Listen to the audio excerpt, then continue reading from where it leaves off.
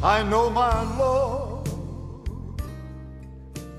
Saludándoles en el amor del Señor, deseando ricas y abundantes bendiciones del cielo hacia sus vidas. Ha llegado la hora de compartir el devocional, el pancito diario de vida que tanto bien hace a nuestras almas.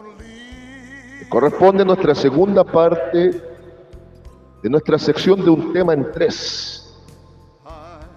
Esta semana el tema es la sangre por Biblia, ver la sangre por Biblia.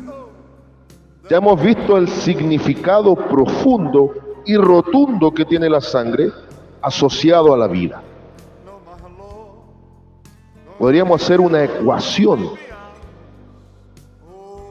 bíblica y podríamos poner sangre es igual vida. Pero ojo, sangre por derramamiento es igual vida. La sangre derramada es vida, porque es el gran detergente que Dios usa para limpiar las manchas de pecado. Acompáñenme al libro de Levítico nuevamente, pero ahora al capítulo 16.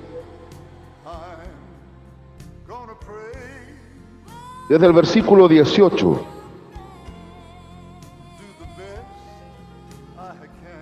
Vamos a ir a Levítico capítulo 16, versículo 18,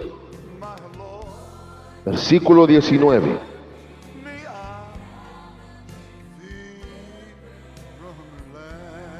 Y después nos vamos al versículo 30, al versículo 34. Repito entonces. Libro de Levítico, capítulo 16, versículos 18 y 19. Y después nos saltamos desde el versículo 30 al 34.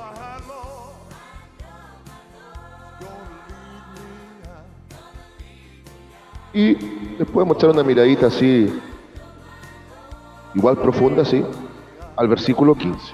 Bien, pero vamos a comenzar desde el versículo 18. Levítico capítulo 16, versículos 18, 19 y versículos 30 al 34 dicen de la siguiente manera en el nombre del Señor Jesús. Y saldrá al altar que está delante de Jehová y lo expiará. Y tomará de la sangre del becerro y de la sangre del macho cabrío y la pondrá sobre los cuernos del altar alrededor.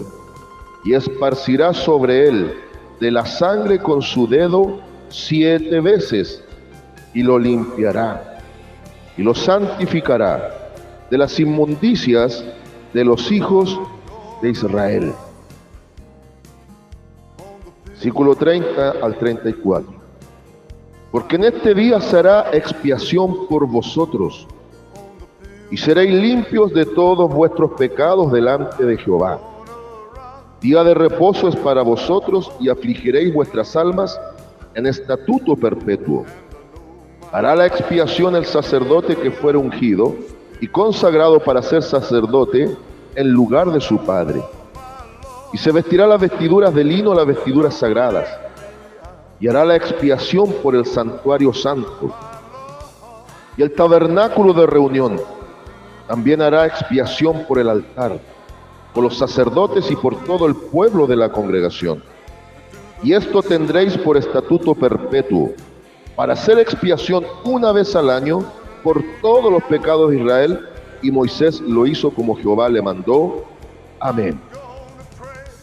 Si hay un día muy sagrado y considerado así, y rememorado de esa forma por ser estatuto perpetuo para el pueblo de Israel, es el día del Yom Kippur, el día de la expiación.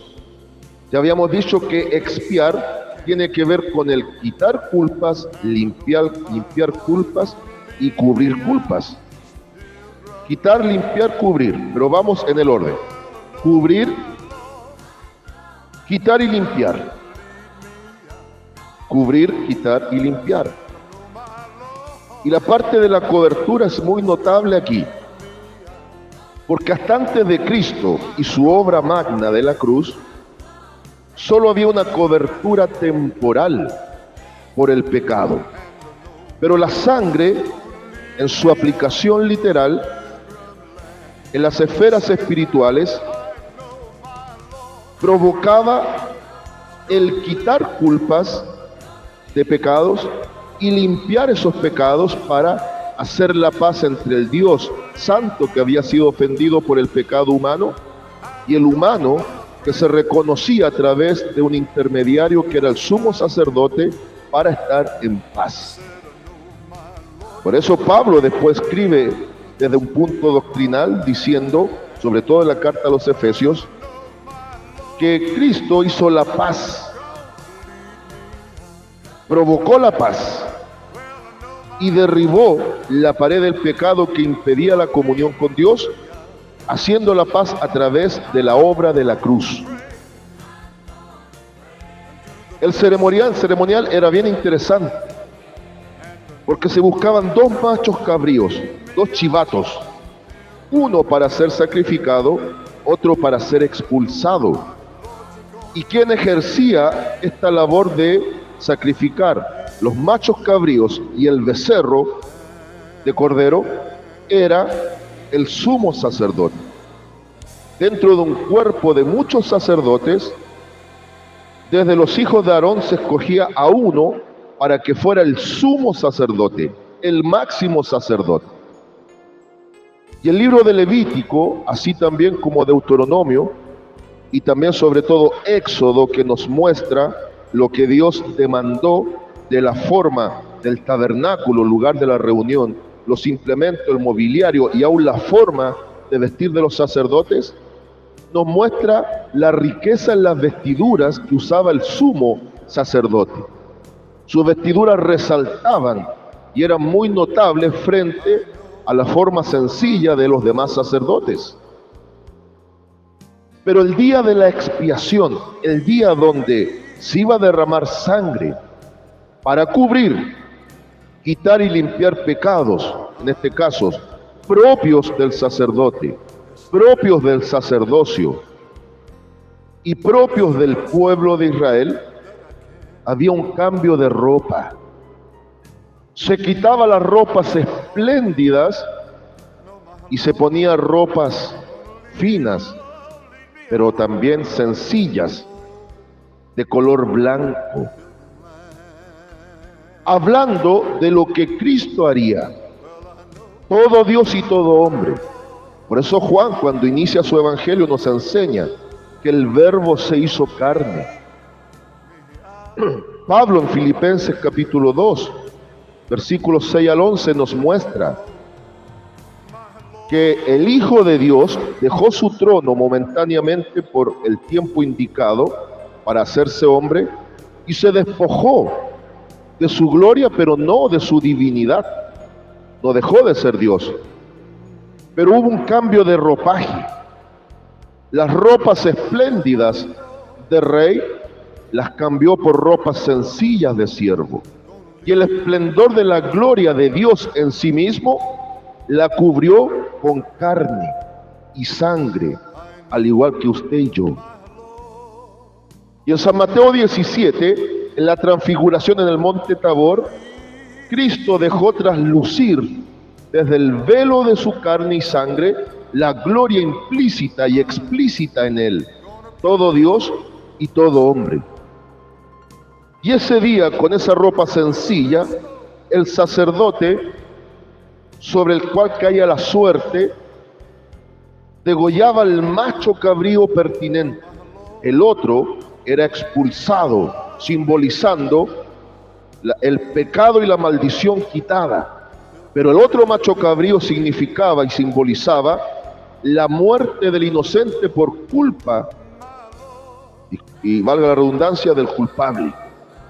El becerro representaba la capacidad de limpieza de la sangre, de cubrir, quitar y limpiar el pecado, la sangre pura, apuntando a lo que Cristo haría. Y esa sangre se derramaba en lugares específicos. Y este era un día de santa convocatoria, de aflicción, de reposo absoluto, en donde el pueblo de Israel tenía que afligir sus almas. Ningún trabajo harían, ni el judío, ni el extranjero que estaba entre ellos. De tal peso era el significado de ese día. Porque ese día Dios iba a ser propicio. Por eso había un lugar, había una tapa en el arca, en el lugar santísimo, que era el propiciatorio. Y la palabra propiciatorio significa cuando Dios es propicio. Y esa tapa era la que daba la cobertura. Al igual que al derramar la sangre sobre ese propiciatorio, da la idea de la capacidad y la aplicación de la sangre que da cobertura, nos cubre, pero al mismo tiempo va a quitar y limpiar el pecado. Por eso la palabra expiación. Cubrir, quitar y limpiar pecado en base al poder de la sangre. Ahí está la aplicación. Y era tan sagrado todo el ritual que se realizaba, que si el mismo sumo sacerdote no estaba en las condiciones propicias para llevar adelante este ceremonial tan tremendo y de profundo significado, que le podía costar la vida. Y el que pasase a llevar algo de lo que quedó establecido iba a ser cortado de en medio del pueblo. Entonces, la aplicación, ya no solo el significado, la aplicación quedó regulada en el sacrificio de animales considerados limpios por Dios, que simbolizaban lo que Cristo haría, sin derramamiento de sangre. No se hace expiación, nos presenta Hebreos capítulo 9, versículo 22. Y dice, y casi todo es purificado con sangre. Entonces, junto al gran significado de la sangre, que habla de limpieza, de purificación, de quitar inmundicias, está la aplicación literal, que la sangre al derramarse cubre al culpable. Significa en su aplicación la condonación de deuda. Significa en su aplicación la ofrenda de garantía por el pecado.